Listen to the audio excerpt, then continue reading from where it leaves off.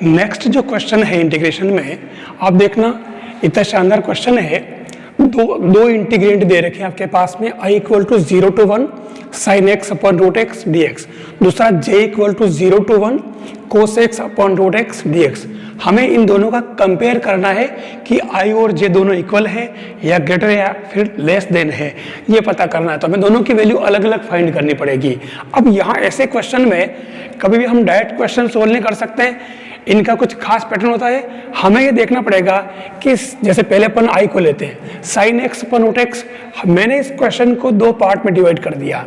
sin x upon root X जो है वो x अपॉन रूट एक्स से लेस होगा। ये हम पता कैसे चलेंगे, क्योंकि हम जानते हैं कि x greater than sin x, x इससे बड़ा है, ये तो सेम हो गया। तो उस केस में ये इस रेंज में, तो उस केस में ये बड़ा होगा। अब ये कैसे हुआ, तो देखो मैं आपको बताऊं कि x greater than sin x इस रेंज में, मतलब ये हुआ कि आपके पास में ये साइन का ग्राफ है और आपको मालूम है कि x, और इसको आप इसको एक काम करें आप x और ये फंक्शन हो जाएगा y। मैं इसको एक काम करूं x की, क्योंकि x के लिए इसने कहा कि 0 और 1 के बीच में है, तो ये 0 और 1 के बीच में, क्योंकि ये π/2 है यहाँ पर, तो हमें इसके बीच में लेना है। तो x को अगर मैं π/6 ले लूँ सपोज, तो आप देखें π/6 greater than sin π/6। π/6 it means यहाँ आपको ये, या इसको ऐसे कर लो कि 3.14 पाई की वैल्यू और 6 कर दें, और इधर sin π/6 की वैल्यू 1/2। तो यहाँ इसको अगर सोल्व करोगे तो आप देखो कि ये आएगा 0.523 और ये जो आएगा 0.5। आप देख रही हैं ग्रेटर देन है, तो इस वजह से यहाँ पर x ग्रेटर देन साइन हो जाएगा इस रेंज के अंदर, और इस वजह से मैंने इसको इस तरीके से लिखा और फिर मैंने इसकी वैल्यू फाइंड की यहाँ पर। बस इसके बाद तो कोई दिक्कत ही नहीं है। 2.3, ये कुछ खास चीजें हमें ध्यान रखनी पड़ेगी यहाँ पर। तो ये मैंने बता दिया आपको इस तरीके से कि ये किस तरीके से ग्रेटर है। तो इसकी वैल्यू आ जाएगी i लेस देन 2.3, यानी कि i की जो वैल्यू है वो 2.3 से लेस देन है। ऐसे ही हम इसकी वैल्यू निकाले हैं, तो cos x upon root X function change हो गया, ऊपर चेंज हो गया। यहां पर मैंने j equal to this less than cos x को मैंने अलग कर लिया और 1 अपॉन रूट एक्स लिखा। यहां cos अपॉन और यहां 1 अपॉन, ये जो है इससे लेस होगा। अब किस केस में, क्योंकि यहां पर मैंने एक केस लिखा होगा, ये देखिए इसमें क्या होगा कि cos x लेस देन 1 होता है। ये आपको ध्यान रखना, किसके लिए, for every x belongs to 0 1, इसके लिए।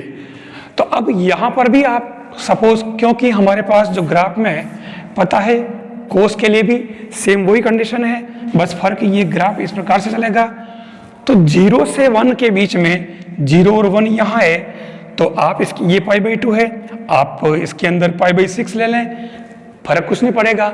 तो ये हो जाएगा cos π/6 लेस देन 1, तो cos π/6 यानी कि 1/2 लेस देन 1, तो ये देख लिए 0.5 लेस देन 1, इसलिए इसमें ये कंडीशन लगेगी। तो मैंने इसको cos x और इसको दो पार्ट में डिवाइड किया। अब मैंने j लेस देन इसको यहाँ डाला 1/√x, फिर मैंने इसका इंटीग्रेशन कर दिया उसी पैटर्न से, बिल्कुल सिंपल तरीका। तो इसको सोल्व करने पर 2 आ रहा है, यानी j लेस देन 2, यानी हमारे ऑप्शन में इस तरीके के कोई आंसर होंगे। वो पूछेगा कि i less than 2.3, j less than 2.3, या यहाँ ग्रेटर कर देगा, यहाँ लेस कर देगा, दोनों इक्वल कर देगा, या यहाँ ग्रेटर यहाँ लेस। तो 4 ऑप्शन इससे आराम से बनाए जा सकते हैं। तो ये ऑप्शन इसके अंदर राइट होगा। इस तरीके से ऐसे क्वेश्चन सोल्व करने पड़ेंगे। ये जो क्वेश्चन जेईई मेंस और जो लेक्चर फर्स्ट ग्रेड मैथमेटिक्स में है, इनमें ऐसे क्वेश्चन पूछे जाते हैं, तो हमें इस तरीके से क्वेश्चन सोल्व करने आ जाए। नेक्स्ट क्वेश्चन है इंटीग्रेशन का। -1 to 4x² mod of x dx आपको इसकी वैल्यू फाइंड करनी है। तो इसके अंदर हमें सबसे पहले पता क्या होना चाहिए कि माइनस मोड ऑफ x जो होता है, एक तो -x होता है, दूसरा +x होता है। और ये कब होता है आपको पता होगा, जब x <0 एंड x <0। मोड की डेफिनेशन हमेशा हमें याद रखनी पड़ेगी, ये वाली, ये दोनों चीज। तो उस केस में हमारे ये जो i आएगा, हम इसको क्या करते हैं, -1 to 0 4x² x dx plus 0 to 2 4x² mod of x dx। अब इसके अंदर ये क्लियर हो जाएगा, -1 to 0 x² और इसकी जगह -x आएगा, और 0 to 2 4x² इसकी जगह +x आएगा। और सोल्व करो, वैसे अब इसको सोल्व करने में कोई दिक्कत नहीं है। 4x³ dx और 0 to 2 4x³ dx। बस अब इसको सिंपली तरीके से सोल्व करना है। हमें खाली इसमें ध्यान रखने वाली बात जो है बस ये है, अगर इसको आप सोल्व करोगे तो इसका ये आंसर आ जाएगा। इस तरीके से आप इसको सोल्व कर सकते हो। फिर एक क्वेश्चन और है मेरे पास में, क्वेश्चन है log of 2 minus sin x upon 2 plus sin x dx और लिमिट है -π/2 to π/2। ऐसे क्वेश्चन जब आए तो कभी मतलब बिल्कुल बड़े पैटर्न में सोल्व करने की जरूरत नहीं है, थोड़ा सा टेक्निकल सोच लेना इसके अंदर। यहाँ एक तो लिमिट माइनस से प्लस होती है, तो वहाँ सबसे पहले हमें ये देखना कि कहीं फंक्शन ओड और इवन में से तो नहीं है। ये फंक्शन हमारे पास में ऑलरेडी ओड फंक्शन है और इसका आंसर 0 है। इंटीग्रेशन का एक क्वेश्चन है हमारे पास में कि if f(r)(r) is the differentiable in this range, then given f2 equal to 6 and f'2 equal to 1/48। ये हमारे पास में गिवन है। f हमारे पास में एक अवकलनीय फलन है और ये सब गिवन है, और ये कह रहा है कि limit x tends to 2 6 to fx 4t³ (x - 2) dt की वैल्यू में फाइंड करनी है। तो ऐसे क्वेश्चन में हमें दो पार्ट में करना पड़ता है क्वेश्चन को। x टेंड्स टू 2 और इस x - 2 को आप सेपरेट कर लें। 6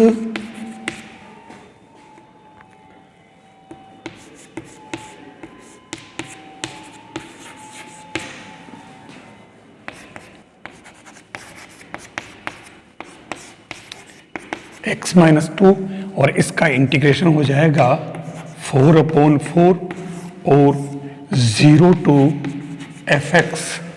फिर यहाँ ये एज इट इज चलता रहेगा, limit x tends to 2 1/x - 2 और ये t की लिमिट जो है वो fx⁴ माइनस 6⁴ बन जाएगा। अब ये जो इक्वेशन बना है थोड़ा सा आप ध्यान से देख लें, हमारे पास अब ये प्योर x में आ चुका है, fx⁴ माइनस 6⁴ अपॉन x - 2।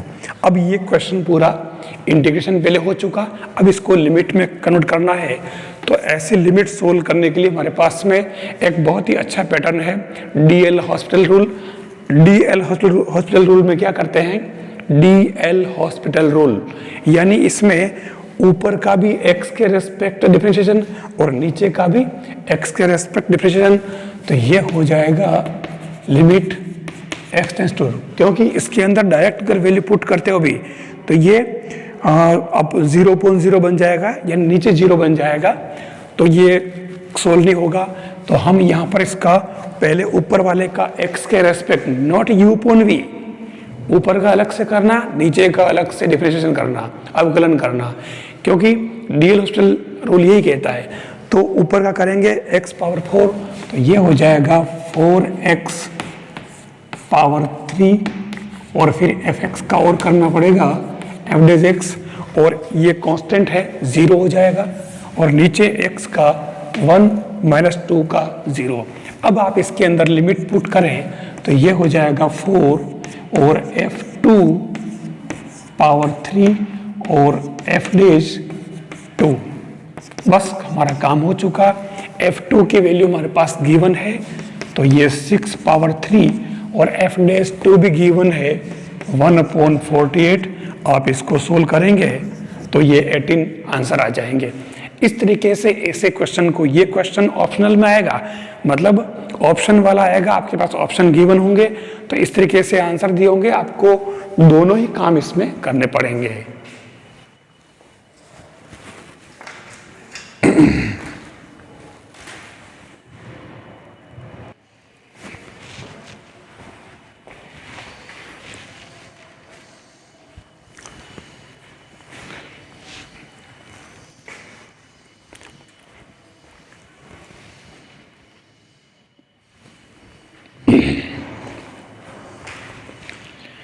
दूसरा जो क्वेश्चन लिया है -π/2π cos square x upon plus का x a पावर x, और इसमें आपके a ग्रेटर देन 1 है। अब इसकी वैल्यू फाइंड करनी है, तो इस तरीके के क्वेश्चन में हमें ध्यान रखना पड़ेगा। हम पहले इसको i कर लेते हैं, और फिर i इक्वल टू -π/2π, और ये हो जाएगा, इसमें हम P4 प्रॉपर्टी अप्लाई कर लेते हैं। P4 कौन सी है, या P3, दोनों सेम ही है, तो ये इन दोनों को प्लस करके इसमें से x माइनस करना, तो cos square pi minus pi और minus X, a plus B minus X होता है, तो ये हिसाब से, और नीचे हो जाएगा 1 प्लस a, और यहाँ पर भी pi plus pi minus X D X, तो ये हो जाएगा -π/2π, और ऊपर बन जाएगा cos square x D X, क्योंकि कोस स्क्वायर माइनस एक्स बचेगा तो cos minus theta equal to cos theta होता है, और वैसे भी स्क्वायर है तो कोई फर्क पड़ेगा भी नहीं। यहाँ बन जाएगा a पावर माइनस एक्स। मैं इसको थोड़ा यहाँ आगे सोल्व कर रहा हूँ, -π/2π और ऊपर cos square x D X as it is, और इसको हम क्या लिखेंगे 1 अपॉन ये। नेक्स्ट हो जाएगा इसके अंदर -π/2π, और ये जो हो जाएगा टर्म ऊपर आ जाएगी आपके a power x cos square x D X upon 1 plus a power x। Then अब हमारे पास में ये इक्वेशन 2 आ जाएगा, ये इक्वेशन 1 है।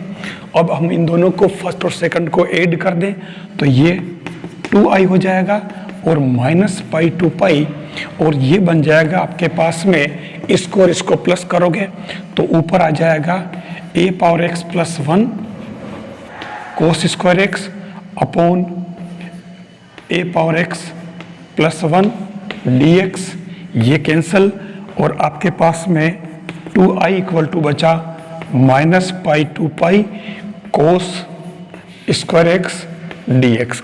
बस देख लो, सिंपल आ चुका।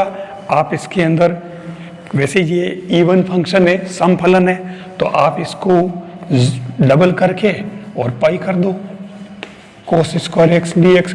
बस आप इसको सोल्व करोगे तो आपके फाइनली जो आंसर आएंगे वो i इक्वल टू π/2 इसके आंसर आ जाएंगे। ये बिल्कुल सिंपल है, लेकिन पैटर्न हमें लर्न करके रखना पड़ेगा, याद रखना पड़ेगा किसमें क्या करना है। इस तरीके से आप क्वेश्चन सोल्व कर सकते हो।